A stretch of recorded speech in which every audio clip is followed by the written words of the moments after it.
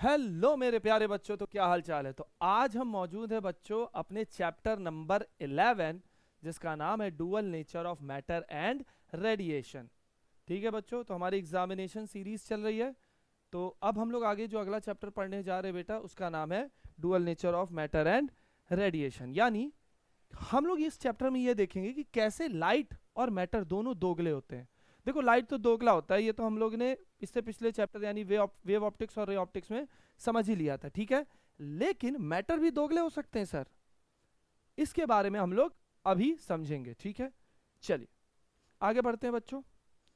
तो बच्चों, मैंने पहले भी आपसे बताया था कि देखिए, इस यूनिवर्स में ना, इस यूनिवर्स में सिर्फ दो ही चीजें एग्जिस्ट करती हैं, मैटर या तो एनर्जी। या तो मैटर एग्जिस्ट करेगा या तो एनर्जी एग्जिस्ट करेगा। हम लोग ने पिछले लेक्चर में भी ये सारी बातें कर रखी थी, ठीक है। अब होता क्या है बच्चों कि कोई भी चीज अगर मैटर है तो यानी उसके अंदर मास होगा, कोई भी चीज अगर एनर्जी है तो उसके अंदर एक वेव नेचर होगा। लेकिन बहुत सारे साइंटिस्टों ने आके ये साबित कर दिया कि नहीं, लाइट भले ही एक एनर्जी है लेकिन वो पार्टिकल नेचर भी शो करता है। क्लियर है बच्चों। उसी को और पुख्ता साबित करने के लिए हम लोग आगे उसी के और फर्दर एप्लीकेशन को समझने के लिए हम लोग इस चैप्टर में जा रहे हो, जिसमें हम लोग को सबसे पहले पढ़ना होगा photo electric effect. Photo electric effect. पहली बात तो एक चीज जान जाइए बच्चों, अगर मान लीजिए ये हमारे पास कोई इलेक्ट्रॉन है, मेरे पास कोई इलेक्ट्रॉन है, और ये इलेक्ट्रॉन ये मान लीजिए आप ही हैं, अगर आप घर में बैठे और मैं आपको एनर्जी दिए जा रहा हूँ दिए जा रहा हूँ दिए जा रहा हूँ दिए जा रहा हूँ, तो फिर आपके अंदर एक बेचैनी सी आ जाएगी। आप इतना एनर्जी लेके बैठे थोड़ी रहोगे, फिर आप भागने की कोशिश करोगे, इधर उधर जाने की कोशिश करोगे, और इसी तरह आप अपने घर से बाहर आओगे। सिमिलरली, जब हम किसी इलेक्ट्रॉन को एनर्जी देते जाते हैं तो वो क्या करता है, अपने मेटल को, अपने सरफेस को छोड़ के बाहर आ जाता है, ठीक है। मेटल अपने सरफेस को इमिट कर देता है। इस टाइप के इमिशन को हम लोग को करने के लिए हमारे पास तीन तरह के मेथड होते हैं। सबसे पहला मेथड होता है बेटा थर्मल एमिशन। थर्मल एमिशन में क्या होता है कि हम किसी को हीट दे रहे, वो हीट एनर्जी स्टोर कर रहा है, स्टोर कर रहा है, फिर वो इलेक्ट्रॉन एक समय बाद इतनी एनर्जी पा जाएगा कि मेटल को छोड़ देगा, ठीक है बेटा। इसी तरह बेटा फिर होता है इलेक्ट्रिक एमिशन। इलेक्ट्रिक एमिशन में क्या होता है, हम इलेक्ट्रिक फील्ड से इतनी एनर्जी उसके अंदर भर देंगे कि इलेक्ट्रॉन अपने मेटल प्लेट को छोड़ दे। बट इस चैप्टर में हमें जो पढ़ना है बेटा, वो हमें क्या पढ़ना है, photo electric effect. Photo electric effect में हम लोग पढ़ेंगे कि कैसे लाइट एनर्जी को एब्जॉर्व करके, लाइट एनर्जी को एब्जॉर्व करके इलेक्ट्रॉन अपने मेटल प्लेट को छोड़ देता है। तो आइए सबसे पहले हम लोग फोटो इलेक्ट्रिक इफेक्ट के बारे में देखते हैं। चलिए, तो देखिए बेटा, इसका बहुत सिंपल सा डायग्राम है। हमारे पास ये दो प्लेट्स हैं, ठीक है। इन दोनों प्लेट्स को बेटा हमने एक बैटरी से जोड़ दिया है, यहां पे एक बल्ब लगा दिया है, ठीक है। और इस पूरे, ये जो हमारे पास दो प्लेट है, इस पूरे प्लेट को हमने एक ट्यूब के अंदर रख दिया है। एक ट्यूब के अंदर हमने इसको रख दिया है। क्लियर है। यही आपका लेनार्ड एक्सपेरिमेंट भी है, आपके ये बुक में लिखा होगा लेनार्ड एक्सपेरिमेंट के बारे में बात कीजिए। ये वही एक्सपेरिमेंट है, इसके बारे में हम लोग अभी पढ़ने जा रहे हैं। रिवीजन सीरीज चल रहा है बच्चों, कट टू कट, जो एकदम पॉइंट की चीजें बस हम लोग उसी को डिस्कस करेंगे ताकि कम समय में हम अच्छे से चीजों को रिवाइज कर सके। चलिए बच्चों, ये हमारे पास ये सेटअप है, इसमें हम लोग कुछ लोगों का नामकरण कर दे तो ज्यादा बेहतर रहेगा। तो बेटा ये हमारा होता है बेटा एमिटर प्लेट, या कैथोड स्लैश एमिटर प्लेट भी बोल सकते हैं,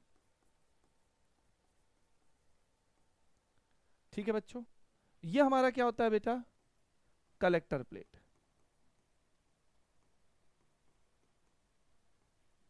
क्लियर है। ये हमारा बल्ब है।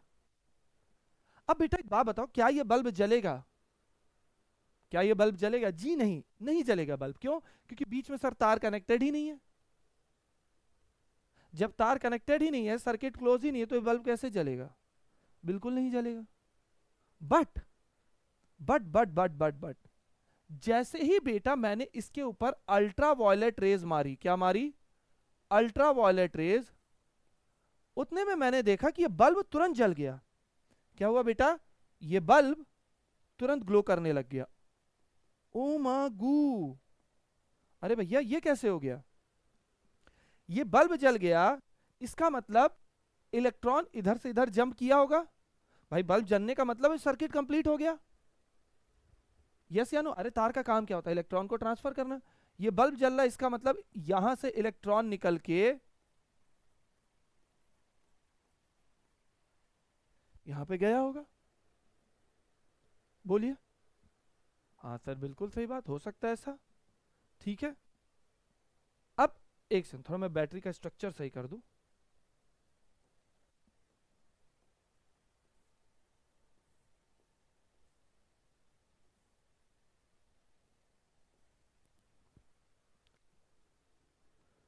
और ये हमारा सर्किट कंप्लीट हो गया। इसी इफेक्ट को हम लोग बोलते हैं फोटो इलेक्ट्रिक इफेक्ट, जहां हम लोग लाइट से, वेवलेंथ से हम लोग को क्या मिल जाए? इलेक्ट्रिसिटी। जब हम लोग को लाइट से इलेक्ट्रिसिटी मिल जाए बेटा, इसी इफेक्ट को हम लोग बोलते हैं फोटो इलेक्ट्रिक इफेक्ट।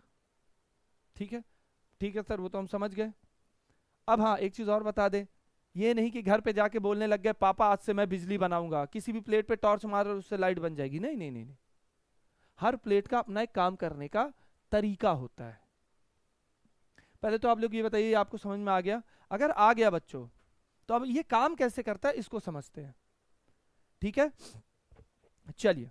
तो सबसे पहले बच्चों हम लोग समझते हैं कि एक बात बताइए बेटा, अगर मैं आपसे कहूं कि आपको अपने घर से बाहर आना है, तो आपको कुछ एनर्जी चाहिए होगी घर से बाहर आने के लिए। ठीक है, कुछ घूस चाहिए होगा। उसी तरह बेटा, किसी भी प्लेट पे जाके कोई भी टॉर्च से लाइट मार दोगे, बिजली नहीं बनेगी। ठीक है, हर मेटल प्लेट की, हर मेटल प्लेट की या हर एमिटर प्लेट की अपनी कुछ रिक्वायरमेंट होगी। एक मिनिमम एनर्जी होगा जो वो लेगा तभी बाहर आएगा। जब वो लेगा तभी बाहर आएगा, उसी को बेटा हम लोग बोलते हैं work function.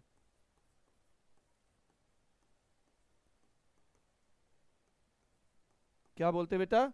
Work function. Work function क्या होता है? It is the minimum energy required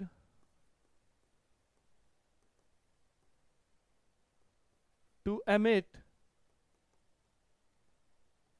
an electron from a surface। यानी जिसका वर्क फंक्शन कम होगा, यानी इसको कम एनर्जी चाहिए। कोई दोस्त है वो कह रहा भाई मिल ले, वो कह रहा 100 रुपए लूंगा, तो उसका वर्क कम से कम 100 रुपए लूंगा, मिलने का 100 रुपए, तो उसका वर्क फंक्शन कितना हो गया? 100। किसी डॉक्टर के पास गए, कहे डॉक्टर साहब आप हमको देख लियो, क्या मिलने का मैं सिर्फ 500 लेता हूँ, ऑपरेशन का तो बाद में देखा जाएगा, सिर्फ मिलने का 500, तो यानी उसका वर्क फंक्शन ज्यादा है। इसी तरह बेटा, कोई इलेक्ट्रॉन का वर्क फंक्शन अगर ज्यादा है, यानी वो ज्यादा एनर्जी लेगा निकलने के लिए। क्लियर है? अच्छा चलो, ये चीज तो हम समझ गए। अब एक बहुत इंपॉर्टेंट बात आपको समझना है, और इसको स्टार बना के मैं लिख रहा हूं, कि in photoelectric effect, in photoelectric effect we need low wavelength। जिसका लो वेवलेंथ होगा उसकी हाई फ्रीक्वेंसी होगी। मैंने अपने वीडियो में भी डिस्कस किया ऐसा क्यों होता है। लो वेवलेंथ लाइट स्लैश रेडिएशन। पहली बात तो हाँ, कई बच्चे रेडिएशन सोचते हैं सर रेडिएशन मतलब कोई खतरनाक है। नहीं नहीं नहीं, लाइट भी एक तरह का रेडिएशन होता है। क्लियर है? हर इलेक्ट्रोमैग्नेटिक वेव को हम लोग रेडिएशन बोल सकते हैं। ठीक है, in photoelectric effect we need low wavelength radiation rather than high wavelength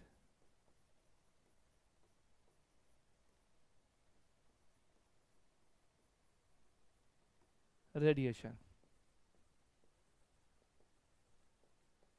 हम इसमें लो वेवलेंथ के लाइट को ज्यादा यूज करते हैं। लो वेवलेंथ की लाइट ज्यादा अच्छे से काम करता है। इसीलिए देखिए, मैंने पिछले वाले स्लाइड में कौन सा लाइट लिया था? अल्ट्रा वायलेट रेज लिया था। कौन सा लिया था? यूवी लाइट लिया था। यूवी लाइट की वेवलेंथ बहुत कम होती है।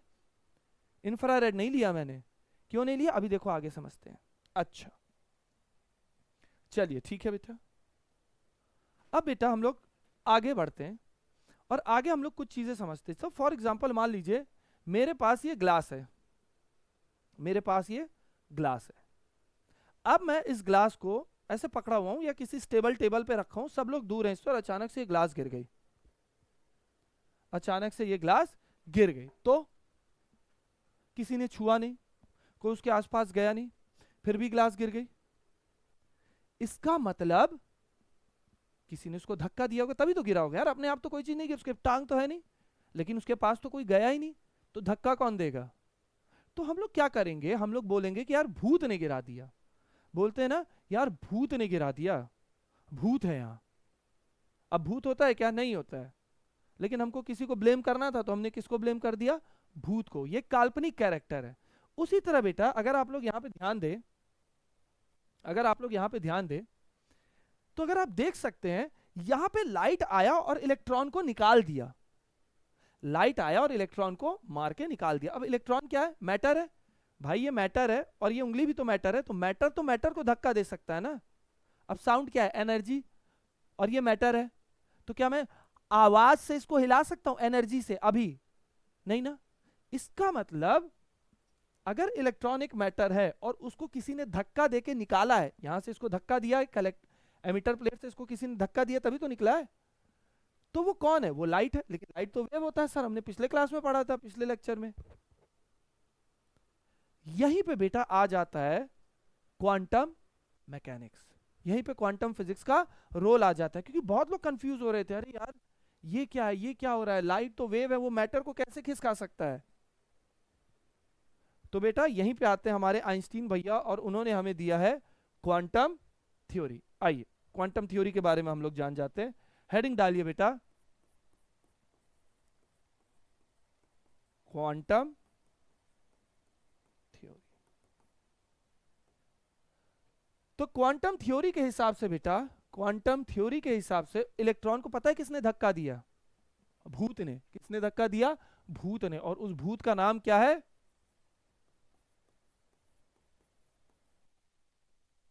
क्या ये रियल में एग्जिस्ट करता है? जी नहीं, हमने इसको एक नाम दे दिया, फोटोन। क्या है? फोटोन। फोटोन क्या होता है?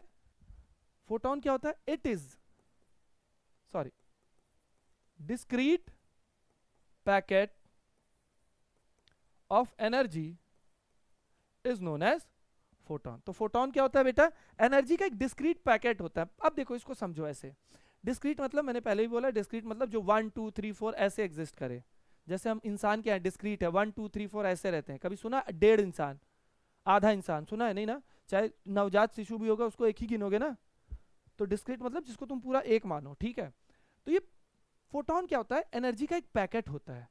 एनर्जी का पैकेट मतलब फोटोन को तुम ऐसे समझो कि एक कंचा है जो एनर्जी से मिलके बना है, एक कंचा है जो एनर्जी से मिलके बना है। उसको तुम कंचा समझ सकते हो, छोटा सा पत्थर समझ सकते हो, जो भी फिगर तुम अपने दिमाग में चाहो उसको बैठा सकते हो।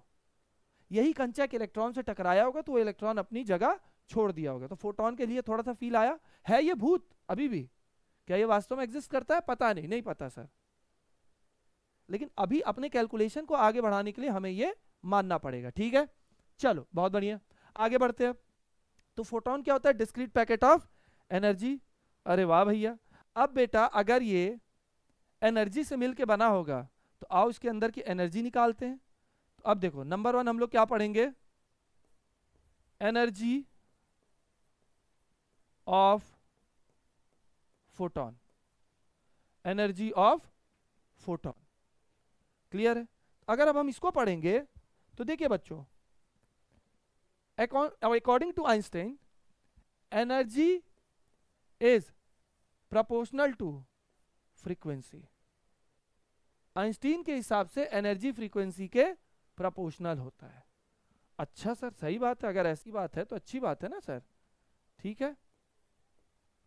अब अगर हमको इस प्रोपोर्शनैलिटी के साइन को हटाना है तो हमें इक्वल टू लगाना पड़ेगा और यहां पे आ जाएगा E is equal to H F. और H क्या होता है बेटा? H होता है आपका प्लांक कांस्टेंट। H क्या होता है? प्लांक कांस्टेंट, जिसकी वैल्यू होती है 6.67 इंटू 10 टू द पावर -34। ठीक है सर, समझ गए। अब ये हमारा आ गया फॉर्मूला।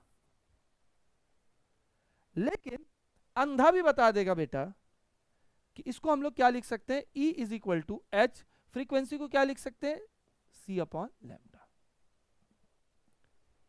सी अपॉन लैम्डा। तो ये भी हमारे पास एक फॉर्मूला आ गया। बहुत बढ़िया सर, बहुत बढ़िया, फॉर्मूले पे फॉर्मूले आ रहे हैं। याद रखना बेटा, बहुत इंटरेस्टिंग और छोटा सा चैप्टर है, ठीक है। अच्छा, सी की वैल्यू क्या होती है सर, एयर में तो 3 into 10 to the power 8 metre per second. अगर हम इसको सिंपली फॉर्म में लिखना चाहें, सिर्फ सिंपल फॉर्म में, तो हम इसको ऐसे भी लिख सकते हैं, E is equal to 12,600 upon lambda. But एक बात यहाँ याद रखना है बच्चों, मेरे प्यारे बच्चों, एक बात यहाँ याद रखना है कि लैम्डा यहाँ एंगस्ट्रॉम में रखोगे। पहले क्या करते थे, मीटर में रखते थे भाई, नैनोमीटर एंगस्ट्रॉम में दिया रहेगा, उसको या इस फॉर्मूले में मीटर में कन्वर्ट करके करते हैं। लेकिन यहाँ पे हम लोग किस में करेंगे, एंगस्ट्रॉम में। किस में करेंगे बेटा, एंगस्ट्रॉम में। और ये हम लोग बहुत ज्यादा यूज करते हैं, और इसकी जो यूनिट होती है बेटा, इलेक्ट्रॉन वोल्ट में आती है। वैसे एनर्जी की यूनिट क्या होती है, जूल, जूल होती है, लेकिन यहाँ पे हम लोग किस में करेंगे, इलेक्ट्रॉन वोल्ट में। समझ में आ गया। 1 जूल इज इक्वल टू कितने इलेक्ट्रॉन वोल्ट होंगे, 1.6 into 10 to the power minus 19 electron volt. तो वो कन्वर्जन कर लेंगे, उसमें अपने को सरदर्द नहीं। तो हमने एक फोटोन की एनर्जी निकाल ली, निकाल ली। अच्छा, इस पूरे क्वांटम थ्योरी को किसने दिया था, भूलिएगा मत, फिर से बता दे रहा हूं, इस पूरे क्वांटम थ्योरी को किसने दिया था, आइंस्टीन ने। आइंस्टीन ने एक चीज और दिया था बेटा, क्या, E is equal to M C square. अभी इसका इस्तेमाल करेंगे हम लोग। एनर्जी का फॉर्मूला आप लोग याद कर लीजिए, E is equal to S C upon lambda. ये दोनों मेन फॉर्मूले, ये हमने इसका एक सिंपल वर्जन यहाँ पे लिख दिया है। ठीक है, चलिए आगे बढ़ते हैं। अब देखिए बच्चों, हम लोग ने क्या पढ़ लिया, एनर्जी, फोटोन की एनर्जी पढ़ ली। अब हम लोग पढ़ेंगे बेटा क्या, सेकंड, मोमेंटम ऑफ फोटोन। भाई मोमेंटम क्या होता है, जब कोई ऑब्जेक्ट चलता है, mass into velocity, mass into velocity. Photon चल रहा है, आ रहा है आपका, इलेक्ट्रॉन को धक्का देने, तो उसका कोई मोमेंटम भी होगा। मोमेंटम को किससे दिखाएंगे, स्मॉल पी से। इसमें पी बहुत है, तो देखते रहना कब हम स्मॉल पी से किसको दिखा रहे, कैपिटल पी से किसको दिखा रहे हैं। तो स्मॉल पी से हम मोमेंटम को दिखाएंगे। तो बेटा एक बात बताओ, मोमेंटम क्या होता है, मास इनटू वेलोसिटी। तो मास इनटू वेलोसिटी क्या, स्पीड ऑफ लाइट यानी mc। और एक बात बताओ, mc को क्या लिख सकते हैं, एनर्जी E अपॉन c। अरे भाई E is equal to mc square होता है, एक c को इधर भेज दो तो mc कितना हो गया, E के बराबर। हाँ सर, बिल्कुल सर। और मेरे प्यारे बच्चों, अभी तो पिछले स्लाइड में देखे थे कि E क्या होता है, sc upon lambda, sc upon lambda, hc upon lambda. और एक c तो नीचे पहले से ही था, तो ये c से ये c मर गया, तो यानी क्या आ गया, h अपॉन लैम्डा। तो ये हमारे पास बेटा मोमेंटम का फॉर्मूला आ गया, इसको आप लोग याद कर लीजिए, रटने की कोई भी जरूरत नहीं है। क्लियर है बच्चों, चलो बहुत बढ़िया। अब आगे बढ़ते हैं, आगे बढ़ते जाओ, आगे बढ़ते हैं बेटा। मोमेंटम पढ़ लिया सर, कोई चीज चल रही है तो उसके मोमेंटम है। अच्छा कोई चीज, अच्छा क्या भूत का वजन हो सकता है क्या, फोटोन का वजन हो सकता है क्या, और जरा इसके बारे में बात करते हैं। Effective mass of photon, m से दिखाएंगे। पहली बात तो एक चीज जान लो, भूत का कोई वजन नहीं होता है, भूत का कोई वजन नहीं होता है। तो अगर हम देखें, तो अगर कोई पूछे मास ऑफ फोटोन या रेस्ट मास ऑफ फोटोन कितना होगा, तो कह देना 0। लेकिन मैंने क्या लिखा, effective mass of photon. Sir मजा नहीं आया, देखो मजा दिलाते हैं। देखो तुम्हारे सामने, तुम मान लो 70-80 किलो के हो गए, तुम्हारे सामने एक ऑक्सीजन की क्या औकात है, एक ऑक्सीजन एटम की कोई वैल्यू है, कोई उसका मास है, नहीं ना, नहीं है ना उसकी कोई मास, कोई औकात नहीं है। लेकिन उसी ऑक्सीजन को अगर तुम तेजी से फूक मारो, किसी से टकराओ, तो देखो वो पेन भी हिलने लग जाती है कि नहीं, आई बात समझ में। तो बेटा अगर कोई photon speed, light of speed से आ रही है, तो एक मास की तरह वो एक्ट करेगी। उसको हम लोग बोलेंगे इफेक्टिव मास। तो इफेक्टिव मास कैसे निकालेंगे बेटा? अरे बेटा बहुत इजी है। क्या m is equal to M C square होता है, तो क्या c स्क्वायर को डिवाइड करके m नहीं आ जाएगा? बोलो। और अगर ये सत्य है तो सबको पता है ई क्या होता है, एस सी अपॉन लेमडा। ई क्या होता है, एस सी अपॉन लेमडा। तो हम यहाँ पे लिख देंगे एच, सी से एक सी मर जाएगा, सी अपॉन लेमडा। और एच अपॉन लेमडा क्या होता है सर? एच अपॉन लेमडा तो मोमेंटम होता है। तो ये देखो हमने इसको ये भी लिख सकते हैं। पर note, rest mass of photon is always zero. अरे मेरे प्यारे बच्चों ये बात याद रखना, फोटोन का रेस्ट मास हमेशा जीरो होगा यार। भूत है ना यार, काल्पनिक पार्टिकल है, एक्चुअल में इसका मास तो जीरो ही होगा। हाँ जब ये रेस्ट पे नहीं रहेगा, किसी मोशन में रहेगा, तब इसके पार्टिकल को हम लोग मान के चलेंगे कि अच्छा ठीक है सर। अच्छा एक चीज तो आपको बताना ही भूल गया, देखिए यहाँ पे लैम्डा कहाँ है, नीचे है। यानी जिसका लैम्डा सबसे कम रहेगा उसकी एनर्जी सबसे ज्यादा रहेगी, जो हम लोगों ने सबसे पहले यहाँ पे बात किया था, ये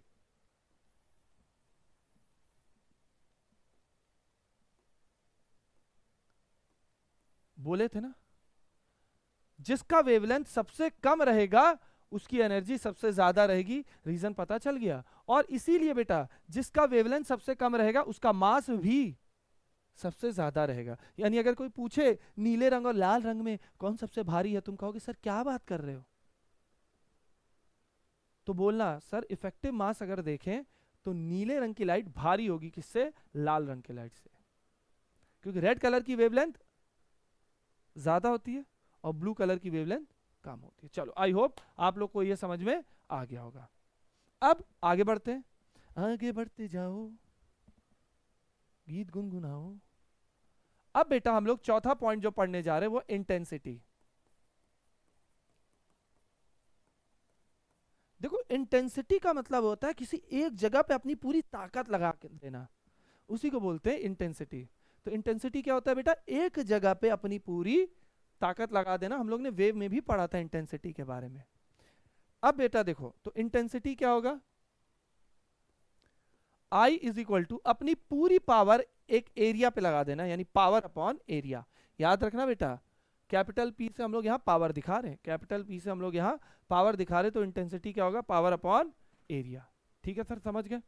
अब सबको पता पावर क्या होता है सर इतनी बार पढ़ लिया, एनर्जी अपॉन टाइम क्या कहलाता है? पावर। और एनर्जी तो अभी 50 बार निकाल चुके हो यार, एच सी अपॉन लैम्डा, या इसको एच सी अपॉन लैम्डा भी लिख सकते हैं। जी हाँ भाइयों बहनों, क्लियर है बच्चों? अब यहाँ थोड़ा सा आपको ध्यान देना है बेटा।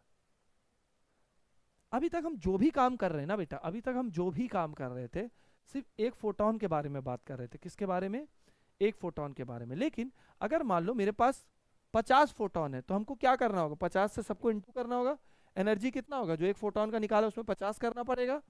तो मान लो मेरे पास कैपिटल एन, कैपिटल एन क्या है? Number of photon. तो बेटा ये फॉर्मूला क्या बन जाएगा? N H C upon T A lambda, N H C upon T A lambda.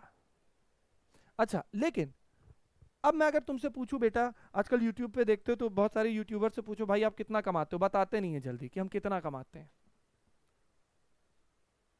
तो फिर क्या बोलते हैं लोग? अच्छा चलो एग्जैक्ट ना बताओ, ये तो बताओ दिन का कितना कमाते हो, फिर हम खुद ही आइडिया लगा लेंगे कि तुम साल का या महीने का कितना कमाते हो, तो तुम दिन का ही बता दो। उसी तरह बेटा जब एक फोटोन किसी लाइट से निकलता है ना तो अरबों खरबों में निकलता है। तो हम क्या करते हैं, हम नंबर ऑफ फोटोन ना निकाल के हम number of photon per unit second निकालते हैं, जिसको हम लोग बोलते हैं N by T, number of photon per unit second. एक सेकेंड में कितना निकल रहा है उसको हम लोग बोलते हैं एन बाई टी, और इसको हम लोग दिखाते हैं स्मॉल एन से। और अगर ऐसा है तो बेटा ये एन बाई टी क्या बन जाएगा? Small N H C upon ए लैम्डा। बोलो समझ में आ गया? क्लियर है? अब हाँ हाँ सर ठीक है, आ गया समझ में, अब आगे बढ़िए। चलो तो अब आगे बढ़ते हैं बेटा तेजी से हम लोग। अब एक काम करते हैं हम, P और इसको जरा साथ में उठा लेते हैं। P बाई ए को NHC अपॉन, देखो यानी अब यहां पे हम देख सकते हैं P by A is equal to NHC upon A lambda. क्या ए से ए मर जाएगा? बिल्कुल सर मर जाएगा। तो n कितना आ जाएगा बेटा? n यहां पे आ जाएगा P lambda upon H C. और याद रखना बच्चों ये बहुत ही इंपॉर्टेंट फॉर्मूला है।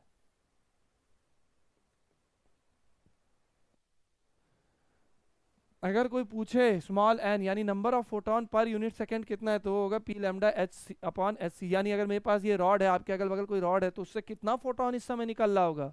तो वो निकल रहा होगा उस रॉड की पावर, उस लाइट का वेवलेंथ अपॉन h इंटू सी। और जब कैलकुलेट करने बैठोगे ना, देखोगे बिलियंस में आंसर आ रहा होगा, बिलियन से भी ज्यादा यार। क्लियर है? समझ में आ गया बच्चों? तो ये हम लोग ने क्या निकाल लिया बेटा? इंटेंसिटी निकाल ली। आई होप यहां तक सबको समझ में आ गया होगा। बहुत बढ़िया, चलो अब आगे बढ़े बच्चों। चलो ठीक है सर, हम अब आगे बढ़ते हैं और हमको ये चीजें भी अब समझ में आ गई है। लेकिन पिक्चर अभी खत्म नहीं हुई है, पिक्चर अभी खत्म नहीं हुई है। हमको वापस से अपने उस डायग्राम पे जाना पड़ेगा जो हम लोगों ने बनाया था। तो चलो हम उस डायग्राम पे वापस चलते हैं। एक काम कर लेते हैं, रुको एक सेकेंड, एक सेकेंड। हम इसको तो हटाओ पहले। हाँ भैया आई एम श्योर हमें इस डायग्राम की बहुत ज़रूरत है, तो क्यों ना हम इसको कॉपी कर ले और इसको उठा के ले आते हैं नीचे। आ जाओ जाओ जाओ।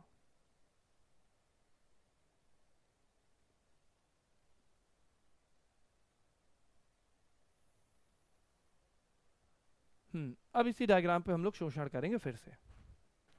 आइए चलिए देखते हैं।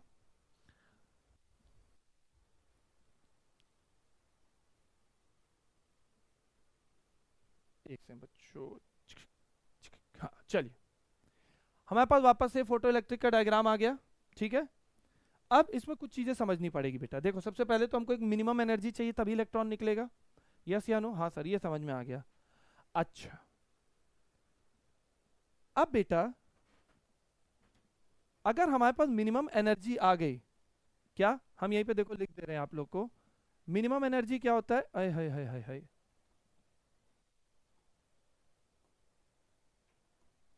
मिनिमम एनर्जी क्या हो गया बेटा? वर्क फंक्शन फाई से दिखा रहे थे हम लोग। अच्छा एनर्जी क्या होता है बेटा? एच सी या एच एफ?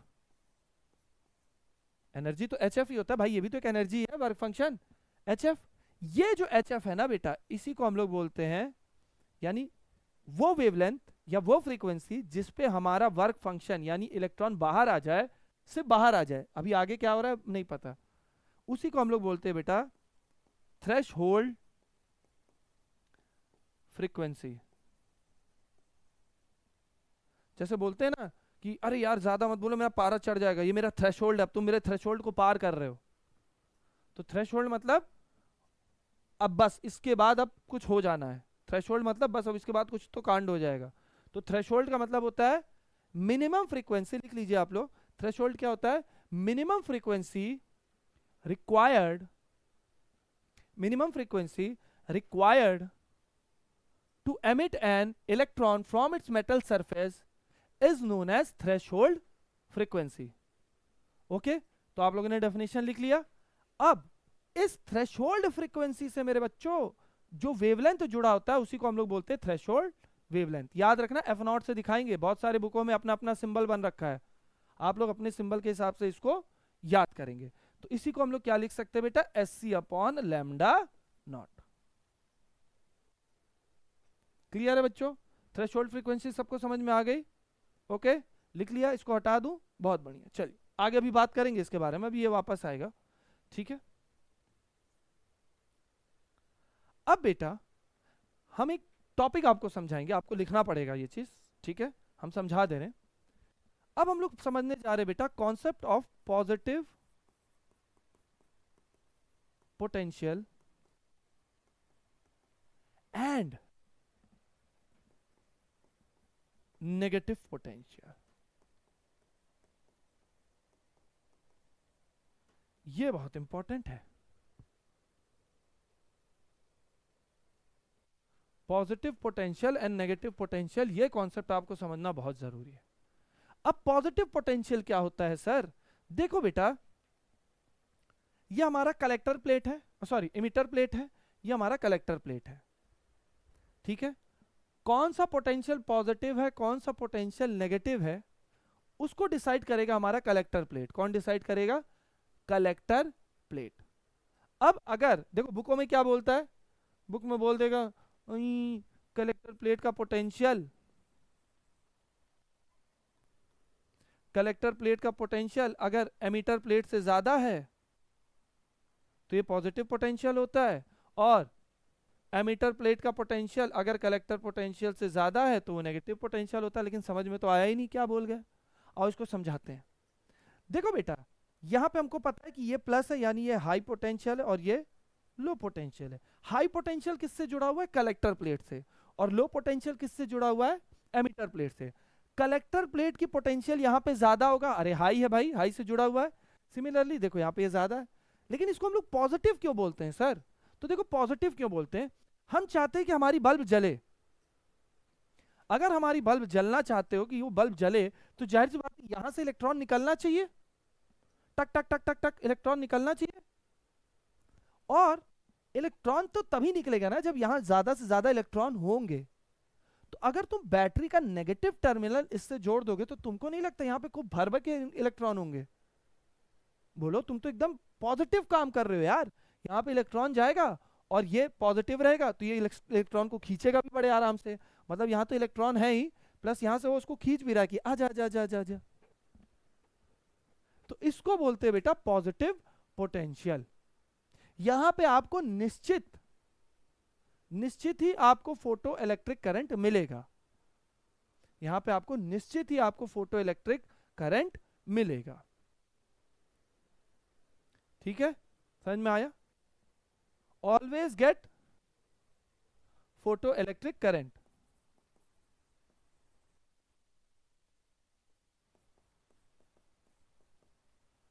चलो, फोटो इलेक्ट्रिक करंट को हम लोग आई से दिखाते थे ना, फोटो इलेक्ट्रिक करंट को हम लोग आई पी से दिखाएंगे। बट वहां मामला अलग है, वहां मामला टोटली अलग है। कैसे अलग है भाई साहब? अब हमने क्या कर दिया, बैटरी का सेटलमेंट ही चेंज कर दिया। हमने बैटरी की सिस्टम ही अलग कर दी। कैसे कर दिया? अब हमने क्या किया मेरे बच्चों, पॉजिटिव को इधर जोड़ दिया और नेगेटिव को इधर जोड़ दिया। यानी इस बार कल एमिटर प्लेट की पोटेंशियल कैपेसिटर प्लेट के पोटेंशियल से ज्यादा है, यानी पॉजिटिव इधर जोड़ दिया। नेगेटिव गलत क्यों है सर? ये गलत इसलिए है बेटा कि इलेक्ट्रॉन को यहां से निकलना था, लेकिन तुमने इसको पॉजिटिव से जोड़ दिया। क्या ये पॉजिटिव इस इलेक्ट्रॉन को निकलने देगा? जी नहीं, बहुत दिक्कत पैदा करेगा, बहुत ज्यादा दिक्कत पैदा करेगा। इस इलेक्ट्रॉन को निकलने ही नहीं देगा। और क्या, अब चूंकि तुमने इसको नेगेटिव कर दिया है, तो ये जो नेगेटिव है, पहले तो वहां से इलेक्ट्रॉन मुश्किल से निकल रहे थे, फिर अब ये भी नेगेटिव हो गया, ये इलेक्ट्रॉन को लेने से मना कर देगा कि नहीं नहीं नहीं नहीं नहीं, नहीं हम नहीं लेंगे। अब इलेक्ट्रॉन को इस प्लेट से उस प्लेट में जाने में दिक्कत होगी, लेकिन बच्चों नामुमकिन नहीं है। इंडिया पाकिस्तान के बीच में इतनी सिक्योरिटी है, कोई यहां से वहां नहीं जा सकता, वहां से यहां नहीं जा सकता, फिर भी सीमा हैदर आई ना इंडिया में। उसी तरह बेटा कुछ इलेक्ट्रॉन अभी भी एनर्जी लेके उधर जा सकते हैं। इसका मतलब नेगेटिव पोटेंशियल में करंट तो मिल सकता है, जैसे यहां पे क्या था कि हमेशा करंट मिलेगा, लेकिन नेगेटिव पोटेंशियल में हमेशा करंट मिलेगा इसकी गारंटी नहीं है। बहुत तिगड़म लगाना पड़ेगा तब जाके यहां पे करंट मिलेगा, और कई बार तो करंट नहीं भी मिलेगा। अब देखते हैं कि करंट कब नहीं मिलेगा। ठीक है, चलो, तो मान लो तुमने नेगेटिव पोटेंशियल किया। देखो यही समझा देते हैं, इस कॉन्सेप्ट को यही समझ लो, ताकि जब बुक से जब डेफिनेशन पढ़ोगे तो समझ में आ जाएगा। देखो, नेगेटिव पोटेंशियल कर दिया, इलेक्ट्रॉन बड़ी मर मर के जा रहे हैं, हमको लाइट की एनर्जी बहुत ज्यादा बढ़ानी पड़ रही है। भाई बाहर मौसम ही खराब कर दिया ना मैंने, तो अब एनर्जी ज्यादा देना पड़ रहा है, इलेक्ट्रॉन मर मर के जा रहे हैं। अब तुमने क्या डिसाइड किया कि हम मौसम और खराब कर देंगे, हम नेगेटिव पोटेंशियल को और बढ़ा देंगे, इस बैटरी के पॉजिटिव को और बढ़ा देंगे। तो एक बात बताओ, इलेक्ट्रॉन भी है बेचारे, कितनी हिम्मत होगी भाई, कमी हिम्मत होगी। इतना ज्यादा पॉजिटिव पोटेंशियल अगर इधर कर दोगे तो इलेक्ट्रॉन निकलना ही बंद हो जाएंगे। और वो पॉइंट मेरे प्यारे बच्चों, वो पॉइंट जहां पे इलेक्ट्रॉन निकलना ही बंद कर देंगे, उसी को हम लोग बोलते हैं बेटा स्टॉपिंग पोटेंशियल। क्या बोलेंगे बच्चों? Stopping potential. तो स्टॉपिंग पोटेंशियल क्या होता है? आय हाय हाय, ये कलर तो आप लोग को दिखेगा भी नहीं, एक सेकेंड। स्टॉपिंग पोटेंशियल, इसके बारे में थोड़ा जान जाओ। इसको V नॉट से दिखाते हैं हम लोग, ठीक है? इसका डेफिनेशन लिख लो बेटा, मिनिमम, सॉरी सॉरी सॉरी, आय हाय हाय,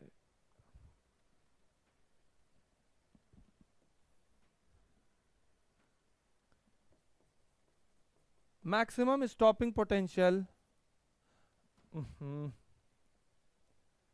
maximum negative potential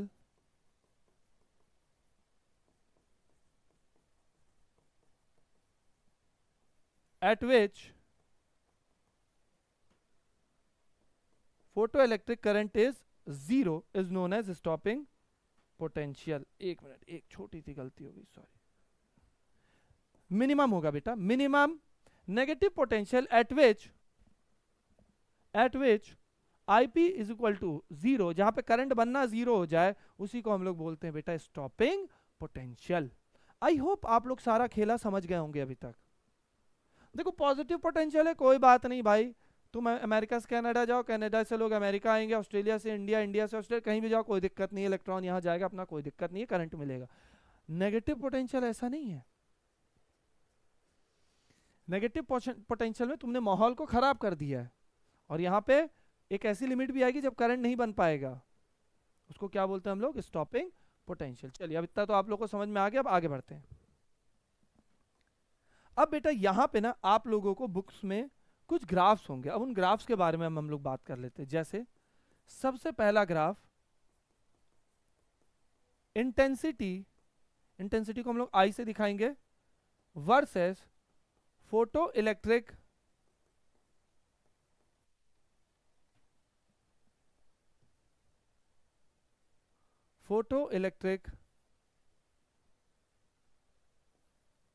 current graph. Photo electric current को किससे दिखा रहे हैं हम लोग? आईपी से। तो ग्राफ कैसा होगा बेटा? ये इंटेंसिटी है और ये क्या है आपका? आईपी है। क्लियर है? तो देखो बेटा बहुत सीधी सी बात है, अगर आप इंटेंसिटी बढ़ाएंगे तो करंट भी बढ़ेगा। इंटेंसिटी बढ़ाने का मतलब क्या है? अरे यार लाइट की पावर बढ़ा दी तुमने, इंटेंसिटी बढ़ा दी, यानी उसमें नंबर ऑफ फोटोन और निकल रहे हैं, तो जितने ज्यादा फोटोन निकलेंगे उतने ज्यादा इलेक्ट्रॉन को धक्का देंगे, तो हमें क्या मिल जाएगा? सबसे ज्यादा करंट। समझ में आ गया बच्चों? कोई दिक्कत? बहुत बढ़िया। लेकिन कहानी में तो ट्विस्ट अभी आना बाकी है ना सर, कहानी में ट्विस्ट ना हो तो कहानी मजा कैसा। अब मैंने एक अगला ग्राफ बना दिया पोटेंशियल और इंटेंसिटी का। अब सबको लगेगा सर इलेक्ट्रॉन निकल रहे हैं बहुत ज्यादा तो वोल्टेज भी बढ़ गया होगा। जी नहीं, जी नहीं। हाइट अगर ज्यादा है, पानी ऊपर रखे हो तो पानी तेजी से आएगा, लेकिन पानी तेजी से गिराने का मतलब ये नहीं होता कि हाइट भी ज्यादा हो गई ना, दोनों उल्टी चीज है। हाइट ज्यादा है, ठीक है, हाइट ज्यादा है, ऊंची हाइट से पानी गिराओ, पानी तेजी से नीचे आएगा। लेकिन अगर कहीं पानी तेजी से नीचे आ रहा है, इसका मतलब ये थोड़ी कि पानी ऊपर हाइट पे रखा है। समझना, जो मैंने बात बोली उसको ध्यान देना। इंटेंसिटी का अगर V से ग्राफ बनाओगे तो कोई मतलब नहीं है, because intensity is proportional, intensity does not depend upon V और वाइसा वर्सा, वाइसा वर्सा, ठीक है। आप इसको चाहे तो ये कर सकते हो, voltage does not depend upon intensity. On the other hand photo electric current जो होता है वो प्रोपोर्शनल होता है इंटेंसिटी के। इंटेंसिटी जैसे बढ़ेगा फोटो इलेक्ट्रिक करंट भी बढ़ेगा। अगर हम इसका प्रॉपर ग्राफ की, नहीं सर हमको तो प्रॉपर ग्राफ ही जानना है, तो देखो अगर तुमको इसका प्रॉपर ग्राफ बना के दिखाएं इंटेंसिटी और वोल्टेज का, तो देखो वो कैसे बनेगा।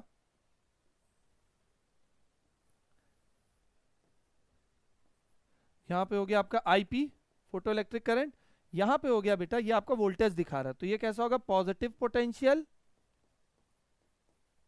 और ये आपका क्या हो गया बेटा नेगेटिव पोटेंशियल।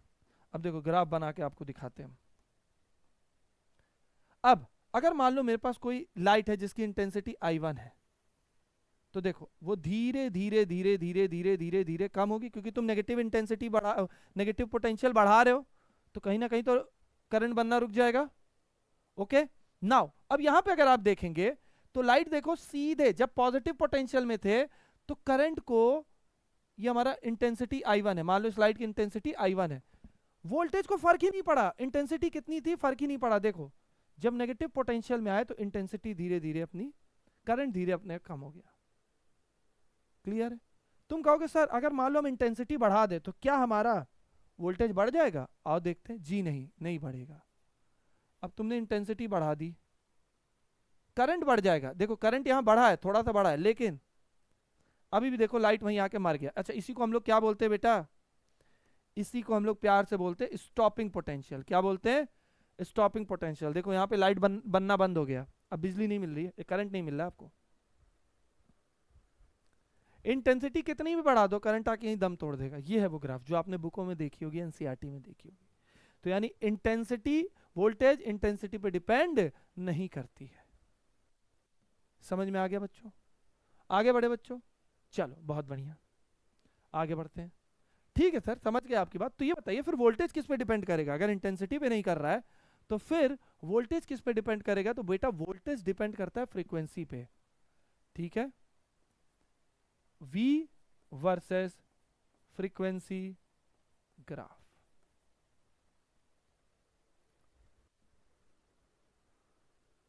वोल्टेज पोटेंशियल जो होता है बेटा वो डिपेंड करता है फ्रीक्वेंसी पे। किसी का भी पोटेंशियल डिफाइंड होती है कि उसके अंदर कितनी एनर्जी है, और फ्रीक्वेंसी भी किससे एसोसिएटेड है? एनर्जी से।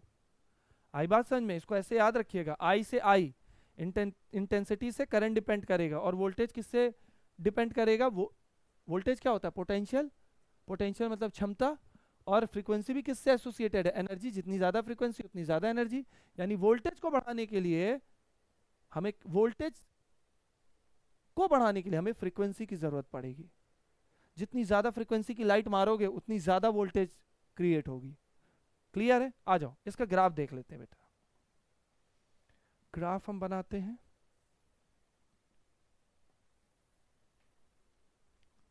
तो बेटा हो गया, ये हो गया आईपी, ये हो गया आपका नेगेटिव पोटेंशियल,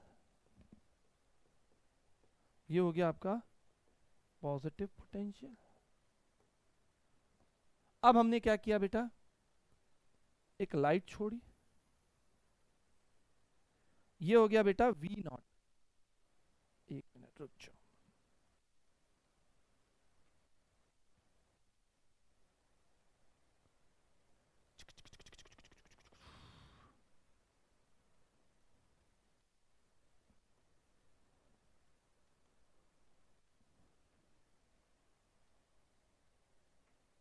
देखिए बेटा अब यहां पे हम लोग ने क्या किया,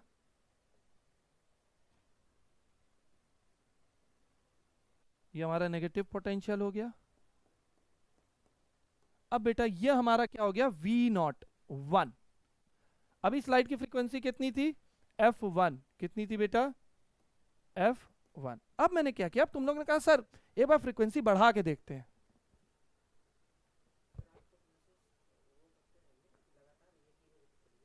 नहीं सर 15-20 मिनट और चलेगा जी। हाँ हाँ जी, आज एक ही रहेगी जी। ठीक है, सॉरी बच्चों, चलो आगे बढ़ते हैं। तो ये हो गया V नॉट 1। अब तुमने कहा सर फ्रीक्वेंसी बढ़ा दो सर, अच्छा नहीं लग रहा है, फ्रीक्वेंसी बढ़ा दिया। देखो बेटा, फ्रीक्वेंसी बढ़ाने से ना, पहले तो एक चीज जान लो, फ्रीक्वेंसी बढ़ाने से करंट पे कोई असर नहीं पड़ता। ये देखो, फ्रीक्वेंसी बढ़ाया, एक सेकंड रुक जाओ,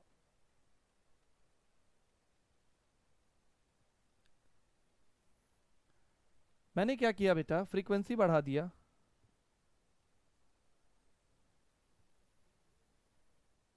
चलो ये F1 है, ये F2 है, हाँ यहाँ सही है,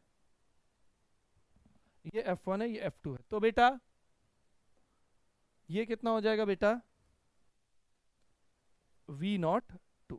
क्या हो जाएगा बेटा, V02। अब देखो स्टॉपिंग पोटेंशियल पीछे हो गया, क्यों? क्योंकि तुमने माहौल तो खराब किया, लेकिन फ्रीक्वेंसी ने क्या किया, एनर्जी बढ़ा दिया, तो उस माहौल को चीरते हुए भी इलेक्ट्रॉन पहुंच गया। समझ में आया बच्चों? अब उसी तरह और फ्रीक्वेंसी बढ़ाओगे तो पोटेंशियल और पीछे चला जाएगा, स्टॉपिंग पोटेंशियल। क्लियर है बच्चों? हाँ, एक चीज और जान जाओ, frequency does not associate with photo electric current. Photo electric current से इसका कोई लेना देना नहीं है। आई होप ये ग्राफ आपको अच्छे से समझ में आ गई होगी। चलिए बच्चों, अब थोड़ा आगे बढ़ते हैं, अगली ग्राफ को समझते हैं। सर एक ग्राफ और है?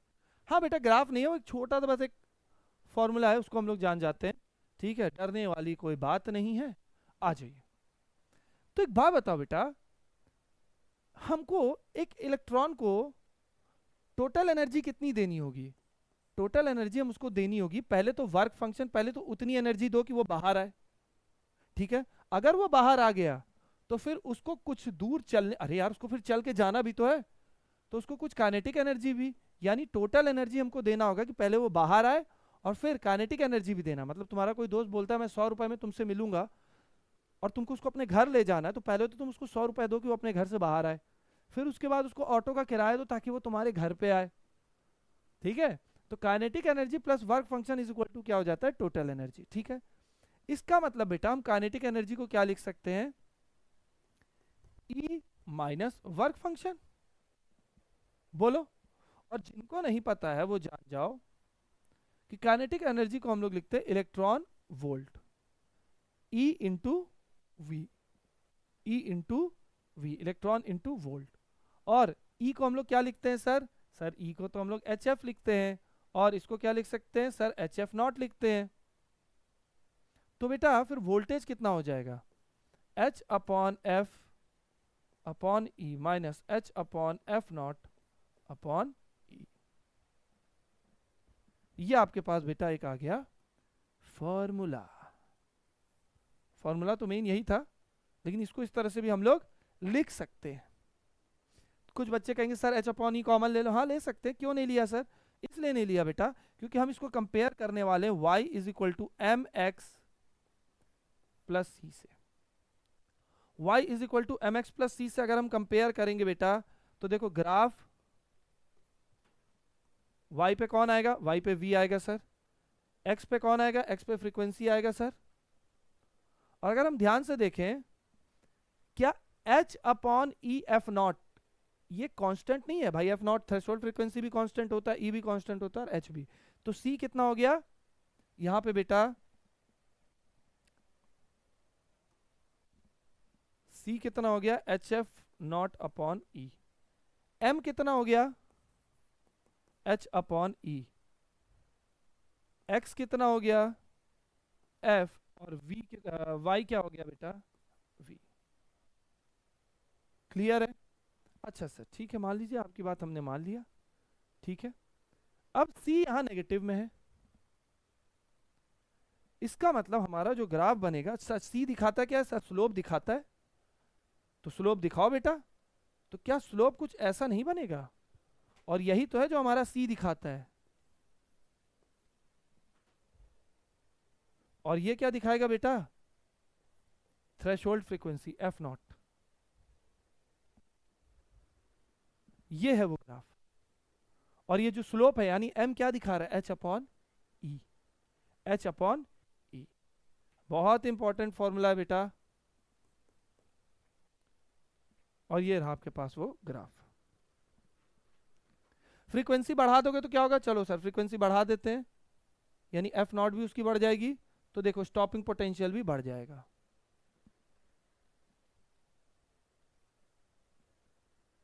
स्टॉपिंग पोटेंशियल पर इलेक्ट्रॉन देखो बढ़ गया, वर्क फंक्शन पर इलेक्ट्रॉन भी बढ़ गया। आई होप आपको ये सब समझ में आ गया होगा अच्छे से, क्लियर है, कोई दिक्कत? चलिए आगे बढ़ते हैं बच्चों। अब बेटा एक बात बताओ, आइंस्टीन ने कहा कि चलो यार हमारे पास ग्लास था, ग्लास को किसी भूत ने गिरा दिया, यानी फोटोन ने गिरा दिया, बट एक आए हमारे पास डी ब्रॉगली भैया। कौन आए? डी ब्रॉगली भैया।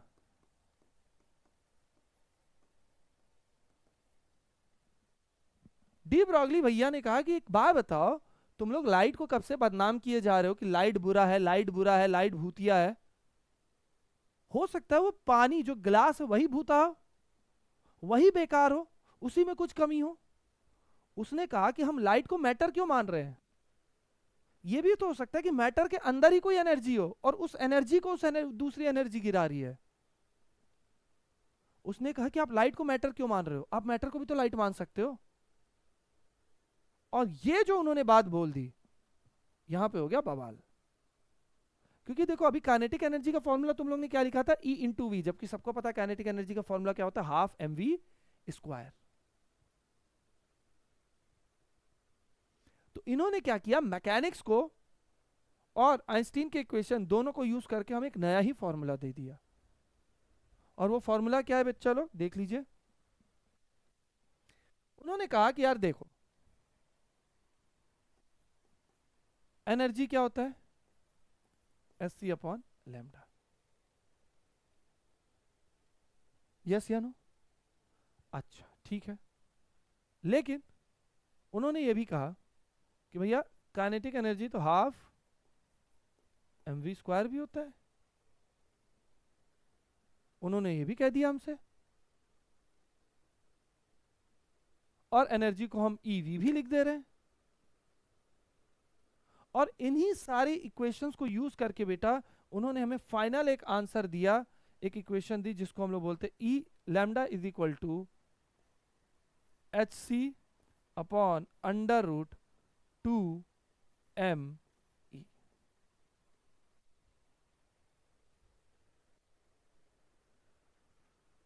उन्होंने हमें क्या दिया, H C upon under root 2m E. लेकिन अब तुम कहोगे सर ये एनर्जी ये वाली वैल्यू रख देंगे, जी नहीं, ये करोगे कांड हो जाएगा।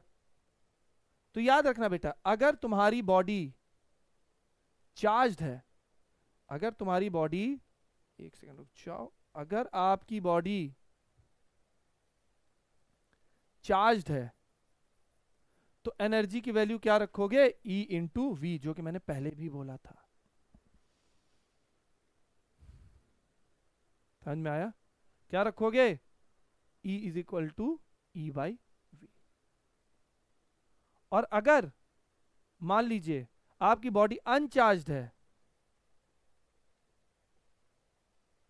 तो फिर क्या रखोगे बेटा वैल्यू, फिर रखोगे E इज इक्वल टू 3/2 के टी।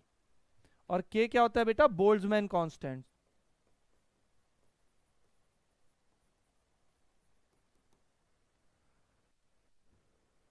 तुम कहोगे सर ये बताओ ये इसकी वजह से बवाल क्यों हुआ, मतलब अगर ये फॉर्मूला उन्होंने दिया भी था तो क्या दिक्कत थी? नहीं बेटा देखो दिक्कत ये हुआ है ना कि मोमेंटम क्या होता है, h अपॉन लैम्डा, और हमको ये भी पता है कि मोमेंटम क्या होता है, अंडर रूट 2m भाई इससे निकाल लो मोमेंटम क्या होता है, p is equal to M V. इन्होंने क्या किया, mc is equal to M V कर दिया। ओ माई गॉड, खेल खेल दिया इन्होंने डी ब्रॉगली भैया ने। समझ में आया बच्चों आप लोग को? तो ये पूरा डी ब्रॉगली भाई साहब ने अपनी हाइपोथेसिस दी थी। याद रखना बेटा ये एक हाइपोथेसिस है, क्या ये सही है? नहीं, लेकिन इससे हमारा काम निकल जा रहा है तो हमें ये पढ़ना पड़ रहा है। क्लियर है? ओके चलिए बच्चों, तो आज के लिए इस क्लास में हम लोग इतना ही रखते हैं। आई होप आपको dual nature of matter and radiation अच्छे समझ में आ गया होगा। फ्री के नंबर मिलते हैं बेटा इसमें, अगर आपको नंबर चाहिए तो देखो मैं पहले भी बोलता आया हूँ, अब भी बोलता आया हूँ, न्यूमेरिकल लगाओ दबा के। इसमें प्रॉब्लम क्या आ जाती है, बच्चे पहली बात तो लैम्डा कन्वर्ट नहीं कर पाते, जूल को इलेक्ट्रॉन वोल्ट में नहीं कन्वर्ट कर पाते, लैंग्वेज नहीं समझ पाते कि सर क्वेश्चन ने क्या दिया और क्या पूछ लिया। तो उसके लिए बेटा हम लोग की एक क्वेश्चन सीरीज आएगी आपके AK इंस्टीट्यूट ऑफ एजुकेशन में, ठीक है। और बने रहिएगा हमारे साथ, लेकिन क्वेश्चंस खूब लगाइए। तो चलिए, ऑल द बेस्ट आज के लिए, पढ़ाई करते रहिए, आगे बढ़ते रहिए। थैंक यू बच्चों। ठीक है सर, होगी।